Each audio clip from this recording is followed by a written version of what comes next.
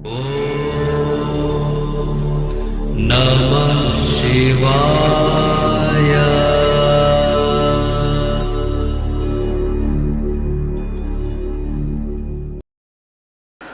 ओम नमः शिवाय। मैं हूं एस्ट्रोलॉजर के सिन्हा और आज के इस वीडियो में हम लोग समझेंगे राहु केतु के महापरिवर्तन का जो सीरीज चल रहा है इसका कन्या लग्न वाले जातकों पर क्या प्रभाव होने वाला है। देखिए, कन्या लग्न का जो स्वभाव होता है ये आप लोगों को पता होगा, द्वि स्वभाव होता है और आपके जो लग्नेश बनते हैं बुध देव बनते हैं। वर्तमान में देखा जाए तो गोचर में परम उच्च राशि में प्रवेश कर चुके हैं और भद्र नाम का एक पंच महापुरुषों का निर्माण भी कर चुके हैं। लेकिन इनका जो बुध देवता होते हैं, जो आपके कम्युनिकेशन के लिए जो इम्पोर्टेंट कारक माने जाते हैं, वाणी के कारक माने जाते हैं और कम्युनिकेशन के लिए ज़्यादा और बैंकिंग सिस्टम के लिए, मीडिया के लिए जो ज़्यादा रिस्पॉन्सिबल होता है वो बुध देवता माने जाते हैं। तो बुध देवता का जो राशि परिवर्तन है वो सामान्यतः 1 महीने के अंदर इनका राशि परिवर्तन हो जाता है। लेकिन हम तो यहाँ पर बात करने आए हैं राहु केतु के राशि परिवर्तन का और इसके प्रभाव पे। तो हम लोग इसमें केवल 4 ग्रहों पर ज़्यादा फोकस करेंगे और ज़्यादा प्रभाव हम देखेंगे कि राहु केतु किस तरीके से आपके अगले 1.5 साल में प्रभावित आपको करेंगे। तो सबसे पहले हम यहाँ पर बात करते हैं राहु केतु के स्वभाव के बारे में और राहु केतु का परिवर्तन कहाँ पर हो रहा है, क्योंकि आपके लगन पर केतु चला जाएगा। अभी तक क्या था कि आपके लगन से द्वादश भाव में केतु था, अभी कन्या लगन में आपके लगन में ही केतु आ जाएगा। आपके शरीर में, आपके बॉडी पर, आपके फेस पर ही जो केतु रहेंगे वो प्रभाव कर देंगे। आपके मस्तिष्क पर जो केतु का प्रभाव आ जाएगा और साथ में आपके लगन से 7वें भाव में कहा जाए तो राहु देवता उपस्थित होंगे मीन राशि में। तो अब क्या प्रभाव ये देंगे इसको समझने से पहले अगर आपको राहु केतु का नेचर पता होगा तभी आप आगे इसके प्रेडिक्शन को समझ सकते हैं। बहुत ज़्यादा वीडियो को लंबा नहीं करना चाहता हूँ और संक्षेप में बताना चाहता हूँ। राहु केतु जिस भाव में रहते हैं उसमें सबसे पहले राहु की बात किया जाए। ये कहानी तो शायद आप लोगों को पता होगा कि समुद्र मंथन जब हुआ था तो अमृतपान के लिए सारे देवताओं को पहले ये डिसाइड किया गया था कि इनको पहले अमृतपान कराया जाएगा, उसके बाद राक्षसों को कराया जाएगा। और उसमें स्वर भानु नाम का एक राक्षस था। स्वर भानु नाम का जो राक्षस था उसने अपना रूप देवताओं जैसा बना लिया और अमृतपान कर लिया और इसको देखकर सूर्य और चंद्र देवों ने आपत्ति बताई और आपत्ति जताई किसको? भगवान विष्णु जी को, जो कि मोहिनी रूप में उस समय थे। उन्होंने बोला कि ये छलवश या रूप बदल कर, वेश बदल कर इसने गलत तरीके से अमृतपान किया है और ऐसा किया गया है। तो जो श्री हरि थे उन्होंने सीधा सुदर्शन चक्र निकाला, इनके 2 पार्ट कर दिए। एक पार्ट को आज भी हम लोग राहु कहते हैं और एक को केतु कहते हैं। ये तो हमारे पौराणिक कथाओं में मिला हुआ है। अगर हम एस्ट्रोफिजिक्स, क्योंकि मॉडर्न एस्ट्रोलॉजी के हिसाब से देखा जाए, एस्ट्रोनॉमी या एस्ट्रोफिजिक्स के लैंग्वेज में कहा जाए तो हमारा जो अर्थ का एक्सिस होता है और जो हमारा मून का एक्सिस होता है उसके बीच में इंक्लाइनेशन होता है 5 डिग्री का। और इस 5 डिग्री के इंक्लाइन होने के कारण 2 पॉइंट हमेशा कट होते रहते हैं, इंटरसेक्ट करते रहते हैं। उसमें से एक पॉइंट नॉर्थ नोड की तरफ जाता है, एक साउथ नोड की तरफ जाता है। तो एक को राहु कहते हैं और एक को केतु कहा जाता है। फिजिकली रूप से पूछिए तो इन दोनों का अस्तित्व तो है नहीं। अगर वैज्ञानिक लोगों से बात कीजिएगा कि इसका एक्सप्लेनेशन आप बताइए कि शैडो प्लैनेट है, इसका क्या प्रभाव होगा, तो वैज्ञानिक लोग तो जब कोई चीज़ एग्जिस्ट ही नहीं करता है उसके बारे में वो नहीं बता सकते हैं। लेकिन हमारे जो ऋषि मुनि थे, जो महान ऋषि मुनि थे, उन लोगों ने इस चीज़ को बहुत पहले ही देख लिया था कि जो एग्जिस्ट नहीं कर रहा है लेकिन वो शैडो के रूप में प्रेजेंट है ब्रह्मांड में, तो उसका प्रभाव हम पर ज़रूर पड़ेगा। और बहुत सारे केस स्टडी करने के बाद, बहुत सारे पर्सनल कंसल्टेशन देने के बाद मैं भी यही चीज़ देखता हूँ कि रियली राहु केतु का जो प्रभाव होता है हम सभी पर पड़ता ही पड़ता है। और राहु केतु का सबसे ज़्यादा प्रभाव जो रहता है वो सूर्य ग्रहण और चंद्र ग्रहण पे पड़ता है। और सूर्य ग्रहण चंद्र ग्रहण के बाद ही इनका राशि परिवर्तन भी होने वाला है। लगातार कहा जाए 15 दिन 14 अक्टूबर के आसपास जो सूर्य ग्रहण पड़ रहा है और 28-29 को चंद्र ग्रहण पड़ रहा है, उसके बाद अगले दिन 30 अक्टूबर को राहु केतु का राशि परिवर्तन होगा। राहु केतु का जो ये राशि परिवर्तन होने वाला है इसका, क्योंकि आपके लगन में केतु और सप्तम भाव में राहु जाएंगे, तो राहु केतु से संबंधित कुछ बातों को आपको नोट करते हुए चलना चाहिए। आपको याद रहना चाहिए कि राहु केतु है क्या। राहु के बारे में सबसे पहले बात किया जाए, चाहे वो राहु हो चाहे वो केतु है तो राक्षसी, जिसको हम लोग स्वर भानु नाम से जानते हैं पौराणिक कथाओं में, तो है राक्षस स्वभाव इनका। और जिनका स्वभाव राक्षस होता है वो देवताओं के अगेंस्ट ही काम करते हैं, देवताओं से उनकी प्रबल शत्रुता होती है। लेकिन अगर आपकी कुंडली में ये तीसरे भाव में है, छठवें भाव में है, 10वें भाव में है, एकादश भाव में है, तो सामान्यतः ये अच्छे परिणाम देते हैं, सामान्यतः ये शुभ परिणाम देते हैं। लेकिन अगर गलत भाव में जाकर बैठ जाते हैं तो उस भाव से संबंधित, अगर राहु की बात करते हैं, स्पेशली अगर हम राहु की बात करना चाहते हैं, तो राहु अगर पहुंच गया सपोज कीजिए धन भाव में, या भूमि वाहन मकान पे पहुंच गया, या भाग्य भाव में पहुंच गया, या व्यय भाव में पहुंच गया, तो जिस भाव में ये पहुंचेगा उस भाव के फल को लाने के लिए एकदम से वो अपना शैतानी दिमाग लगाना प्रारंभ कर देगा। उस भाव से रिलेटेड जो फल है, चाहे वो शुभ प्रभाव का फल हो चाहे अशुभ प्रभाव का फल हो, उस फल को लाने में एकदम जल्दीबाजी राहु करना चाहता है। राहु को सब्र नहीं होता है, पेशेंस ही नहीं होता राहु के पास। बस उसको चाहिए जिस भाव में चला गया उस भाव से रिलेटेड एकदम तुरंत ही रिजल्ट उसको मिल जाए। इसीलिए राहु का संबंध जो होता है शेयर मार्केट से कहा जाता है, क्योंकि शेयर मार्केट में देखिए एक ही दिनों में लोगों के काफ़ी पैसे बनते हैं, काफ़ी पैसे निकल जाते हैं। राजनीति में कहा जाए, क्योंकि राजनीति में लोग किस तरीके से रंग बदलते हैं, किस तरीके से बातें करते हैं, राजनीति करने के लिए भी राहु का ही कारकत्व को देखना पड़ता है। इसके बाद राहु जो होता है वो एक मायावी ग्रह है, तो अपना रूप बदलता है। जिस बात को कहेगा उस बात से डिसएग्री भी करता है बहुत जल्दी, और जिस भाव में बैठेगा उस भाव का फल जल्दी लाने के लिए जाना जाता है। अकस्मात फल लाता है, सडन कहता है कि मैं उस फल को लेकर आऊँगा, और जल्दीबाजी में वो फल को लाने की कोशिश भी करता है। धन भाव में बैठा हो तो धन की अधिकता करने का हर प्रयास करता है। इसके बाद अगर पराक्रम में बैठा हो तो पराक्रम तो वैसे भी तृतीय भाव है, तीसरा, छठवां, दशा और एकादश भाव में राहु का प्रभाव वैसे ही शुभ माना जाता है। तो बाकी भावों में कहा जाए, जैसे चतुर्थ भाव में इसको शुभ नहीं माना जाता है, तो चतुर्थ भाव में इसका क्या प्रभाव रहेगा, ये चाहेगा जितना जल्दी से जल्दी हो सके ये चतुर्थ भाव से संबंधित जितने भी गुण होते हैं, माता का, भूमि का, वाहन का, मकान का, इसका अगर ये लग्नेश का मित्र बन जाता है और आपकी कुंडली में स्थिति अच्छी हो जाती है, तो उस कंडीशन में चाहेगा कि जितना ज़्यादा आपके पास भूमि डेवलप करा दे, जितना ज़्यादा माता का सहयोग दिला दे, बहुत सारी गाड़ियाँ दिला दे, राजनीतिज्ञों से संबंध आपके अच्छे स्थापित करा दें, तो ये सब राहु चतुर्थ भाव में रहकर जल्दी से जल्दी करेगा प्रयास। पेशेंस नाम की चीज़ राहु के अंदर नहीं होती है, और इस कारण से आपके माइंड को काफ़ी भ्रमित करने के लिए सफिशिएंट होता है। माइंड को भ्रमित करता है और काफ़ी परेशान करने की कोशिश भी आपको करता है।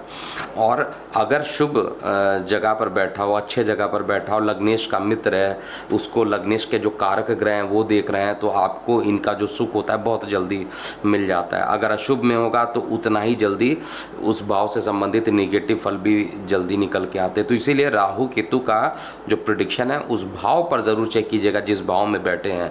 और गोचर में तो रिजल्ट देगा ही, लेकिन अगर आपकी कुंडली में उसकी दशा अंतर्दशा चल रही है तो उसमें अगर आपने देखा होगा तो जब से राहु केतु की दशा स्टार्ट होती है उस समय एकदम से चीज़ें पूरा यू टर्न ले लेती है। कई बार देखा गया है लोग बहुत गरीब रहते हैं, अकस्मात राहु आया और राहु ने एकदम रंक से राजा की पोजीशन तक ले आया। उसके बाद कभी कभी क्या होता है, बहुत टॉप पोजीशन पे रहते हैं और इनकी दशांतर दशा चलती है, आपको एकदम ये निचले स्तर पर ले आ देता है। तो ये राहु केतु का जो मायावी प्रभाव है उसके कारण ये ज़रूर होता है। तो हम कन्या लग्न की बात किया जाए तो आपका लग्नेश बुध देवता बनते हैं और बुध देवता जो होते हैं राहु को कंट्रोल भी बहुत अच्छे से करते हैं। तो ये पॉजिटिव है कि इस समय गोचर में आपका लग्नेश उच्च का है, लेकिन केवल 1 मंथ के लिए राशि परिवर्तन तो हो नहीं रहा है राहु केतु का, 18 मंथ के लिए हो रहा है। तो आपको ये देखना पड़ेगा कि राहु आपके सप्तम भाव में बैठ रहे हैं। सप्तम भाव क्या होता है, आपके वैवाहिक जीवन का होता है। सप्तम भाव क्या होता है, दैनिक रोजगार का। सप्तम भाव क्या होता है, आपके पार्टनर का, चाहे वो बिजनेस पार्टनर का आ जाए, चाहे लाइफ पार्टनर का आ जाए, उससे रिलेटेड चीज़ों को हम लोग सप्तम भाव से देखते हैं। सप्तम भाव में राहु केतु, मतलब राहु का बैठना आपके सप्तम भाव को ज़्यादा बढ़ाने की कोशिश करेगा। और सप्तम भाव जो होता है वो काम वासना का भी होता है। तो काम वासना की जो प्रवृत्ति होगी वो कन्या लगन में इस समय बढ़ते हुए प्रतीत होगी जैसे ही राहु केतु का राशि परिवर्तन होगा। अगर मैरिज नहीं हुआ था तो मैरिज की तीव्र इच्छा आपके अंदर बहुत ज़्यादा जगनी प्रारंभ हो जाएगी और मैरिज होने की संभावना भी ज़्यादा राहु की उपस्थिति के कारण यहाँ पर बनेगा। लेकिन कंडीशन है कि आपकी कुंडली में भी राहु अच्छे जगह पर बैठा हो और शुक्र या सप्तम का जो कारक होता है जिसका शुक्र है वो शुभ प्रभाव में होगा, तो ये बड़ी अच्छा रिजल्ट देना प्रारंभ कर देगा।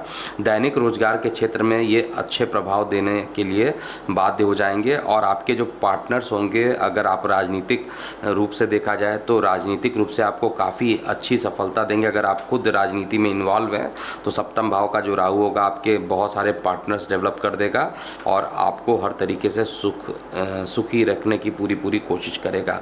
इनकम भाव पर भी यहाँ से बैठ के राहु को देखेगा और इनकम भाव में अगर राहु बैठा हो या राहु की दृष्टि जाती है तो उस कंडीशन में आपके इलीगल अमाउंट्स जो होते हैं वो बहुत जल्दी आ जाते हैं। 2 नंबर का जिसको धन कहा जाता है वो जल्दी आ जाता है। यहाँ पर राहु की दृष्टि होने से आय को डायरेक्टली इनडायरेक्टली बढ़ाएंगे, इसलिए फाइनेंशियल चीज़ों को लेकर कहा जाए बहुत ज़्यादा दिक्कतें नहीं दिखाई दे रही हैं। और साथ में दैनिक रोजगार भी ये बढ़ाएंगे। तो रोजगार अगर सही है तो फाइनेंशियल प्रॉब्लम तो वैसे ही कम होगी।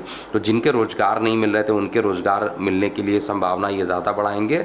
इनकम को किसी ना किसी तरीके से आपका अकस्मात इनकम बढ़ता हुआ दिखाई देगा अगर आप कन्या लग्न में हैं। और साथ में यहाँ पर बैठकर, क्योंकि जब ये सप्तम स्थान पर बैठेंगे तो इनकी दृष्टि एक तो इनकम पे जा रही है और एक नेम फेम में भी जा रही है।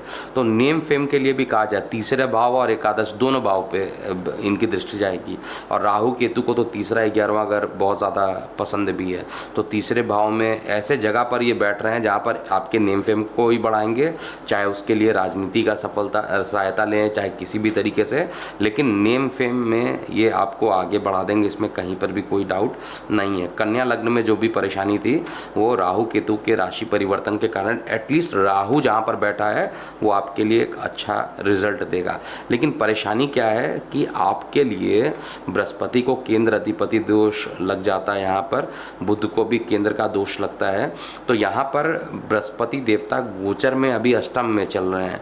तो जब तक ये अष्टम में चलेंगे 1 मई 2024 तक, तब तक इनका जो प्रभाव होगा बहुत अच्छा नहीं रहने वाला। कार्य व्यवसाय को लेकर भी बहुत अच्छा प्रभाव ये नहीं देंगे और वैवाहिक जीवन के लिए भी बहुत अच्छा प्रभाव नहीं देंगे। लेकिन एक बार बृहस्पति जो है नवम भाव में गोचर करना प्रारंभ कर देंगे, वृषभ में गोचर करेंगे, तब जाकर राहु केतु का जो प्रभाव रहेगा वो उतना ही अच्छा होना प्रारंभ हो जाएगा। अब केतु का देखते हैं क्या प्रभाव होगा। देखिए, केतु आपके लगन में ही जाकर बैठने वाले हैं। तो एक चीज़ याद रखिएगा, जब इनका पूरा टाइम चल रहा है 18 महीने तक ये आपके लगन में बैठेंगे, तो केतु अगर लगन में बैठ जाए तो बहुत सारे लोगों को जो है माइग्रेन रिलेटेड परेशानी भी उत्पन्न करा देते हैं, सर में भारीपन डेवलप करा देते हैं। अग्नि तत्व में रहते हैं तो बहुत ज़्यादा ख़राब रिजल्ट देते हैं। ये कहा जाए कि ये अभी कन्या राशि में इसलिए उतना ज़्यादा परेशान नहीं करेंगे, लेकिन फिर भी जो माइंड रहेगा या सर का जो पोर्शन रहेगा वो थोड़ा उसमें भारीपन आ सकता है। इस चीज़ को आप हमेशा ध्यान दीजिएगा। संतान के स्वास्थ्य को लेकर, संतान के साथ रिलेशनशिप को लेकर केतु यहाँ पर बहुत ख़राब रिजल्ट देंगे। संतान के साथ अलगाव भी करा सकते हैं, संतान के साथ या संतान के हेल्थ को लेकर बहुत ज़्यादा निगेटिविटी भी केतु करा सकते हैं। पिता के भाव पर भी इनकी दृष्टि पड़ेगी केतु की, तो केतु हमेशा चाहेंगे कि पिता से भी अलगाव करना, भाग्य पूरा सपोर्ट नहीं करने की कोशिश करेंगे। तो इस समय सबसे अच्छा क्या है कि राहु की जो पोजीशन है वो तो आपके लिए अच्छा है, क्योंकि केतु क्या होता है वो ऑलरेडी आपको बताया जा चुका है। केतु जो है जिस भाव से बैठता है उस भाव से अलगाव करता है। अब आपके लगन में ही बैठा है, लगन में बैठा है यानी आपके माइंड वाले पोर्शन पे ही बैठा है, तो आपको अपने से ही अलगाव, अनसेटिस्फाइड ये करने की कोशिश करेंगे। और साथ में 5th हाउस जो कि चिल्ड्रन का होता है, साथ में प्रेम प्रसंग का होता है, उसमें भी अलगाव करने की ये कोशिश कर सकते हैं। संतान की तबीयत खराब हो सकती है। अगर कुंडली में संतान की मारक दशा चल रही है तो निश्चित रूप से परेशानी ये राहु केतु का परिवर्तन बहुत तेजी से कर सकता है। और राहु केतु जब भी राशि परिवर्तन करता है सडन रिजल्ट देता है, एकदम से अकस्मात रिजल्ट देता है, आपको टाइम भी नहीं देता है रिजल्ट क्या आएगा। इसलिए अगर आपकी दशा अंतरदशा खराब चल रही है, राहु या केतु की चल रही है, कुंडली में भी राहु केतु खराब जगह पर बैठे हैं, क्योंकि ये तो गोचर में लगभग सभी कन्या लग्न वाले जातकों पर इसी तरीके के प्रभाव ये देने वाले हैं, लेकिन आपकी कुंडली में खराब हैं और ये खराब होकर खराब जगह पर बैठे हैं, तो उस भाव से संबंधित जो रिजल्ट होंगे वो काफ़ी खराब हो जाएंगे। और केतु का जो प्रभाव है वो आपके भाग्य भाव में भी प्रायोरिटी नहीं मिलेगी। जब तक वहाँ पर बृहस्पति देव नहीं पहुँचेंगे तब तक भाग्य भाव आपका सपोर्ट नहीं करेगा।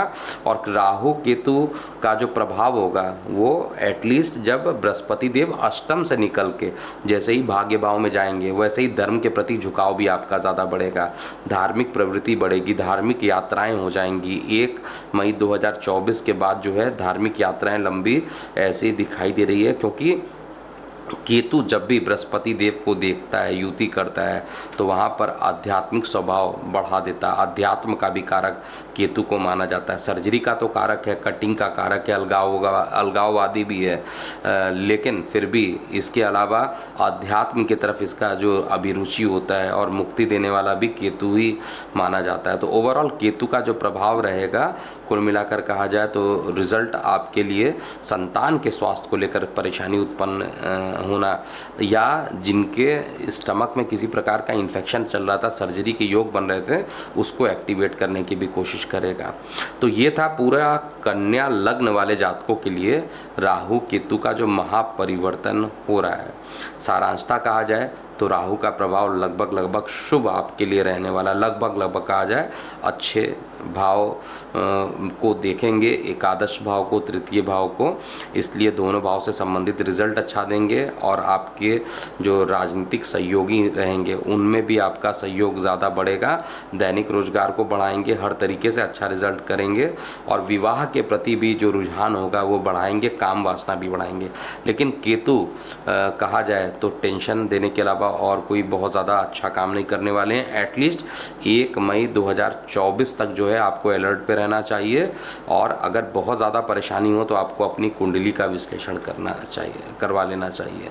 तो अभी के लिए इतना ही। मैं हूँ एस्ट्रोलॉजर के एम सिन्हा। ओम नमः शिवाय।